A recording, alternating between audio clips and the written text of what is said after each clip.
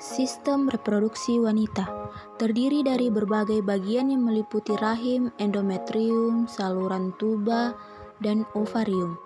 Selama siklus menstruasi, masing-masing bagian tersebut memiliki fungsi tertentu. Misalnya di dalam setiap ovarium terdapat ribuan folikel yang merupakan sel-sel yang belum matang. Telur-telur adalah sel reproduksi wanita yang mempersiapkan ovulasi. Pada awal siklus, hormon perangsang folikel menstimulasi sejumlah besar folikel. Ketika folikel dirangsang, sel telur yang belum matang di dalamnya mulai tumbuh matang dan juga menghasilkan estrogen. Estrogen kemudian masuk ke dalam aliran darah dan mengirimkan sinyal untuk mempersiapkan rahim menghadapi kehamilan. Saat ini, endometrium yang merupakan bagian dalam rahim ditutupi dengan lapisan tebal dan kenyal. Hari ke-7, sel telur dominan menghasilkan estrogen dalam jumlah besar yang berjalan langsung ke otak dan mengaktifkan kelenjar hipofisis yang bertanggung jawab untuk memproduksi hormon dalam jumlah besar termasuk hormon luteinizing yang merangsang ovulasi. Hari ke-14, hormon luteinizing mulai bekerja pada ovarium, menyebabkan sel telur dominan cepat matang dan terlepas dari folikel. Sekarang, salah satu saluran tuba mengelilingi ovarium folikel, menyebabkannya terbuka sepenuhnya dan mengeluarkan sel telur.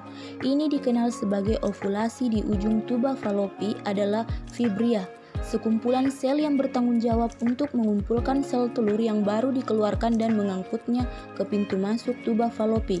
Sekarang di sini melalui kontraksi otot sel, telur didorong ke tengah rahim.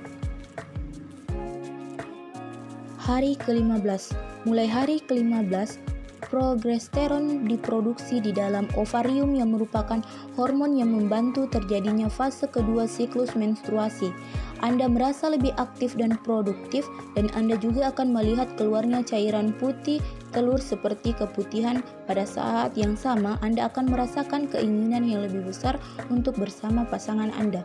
Menjelang akhir siklus, produksi progesteron menurun drastis, dan itu adalah ketika terjadi apa yang disebut sindrom pramenstruasi, yang dapat menyebabkan gejala seperti perubahan suasana hati, peradangan, jerawat, retensi cairan, kolik, nyeri, dan kepekaan di dada, antara lain gejala emosional dan fisik.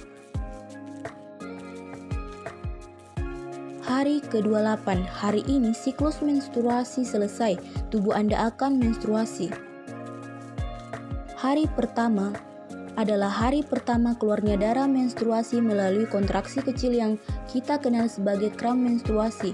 Bakal biji dan lapisan tebal dan kenyal yang terbentuk di endometrium dibuang dalam bentuk menstruasi sehingga seluruh siklus dimulai lagi. Tipikal siklus menstruasi 28 hari, namun panjang siklus dapat bervariasi dari wanita ke wanita. Menstruasi adalah proses alami yang mewakili kapasitas dan kekuatan luar biasa dari seorang wanita. Jadi, jika Anda juga mengenal seorang wanita yang Anda banggakan atau banggakan menjadi seperti video ini dan bagikan di semua jaringan sosial Anda. Itulah hasil video tentang sistem reproduksi wanita. Saya Nur Akiba pamit mengundurkan diri. Sekian dan terima kasih.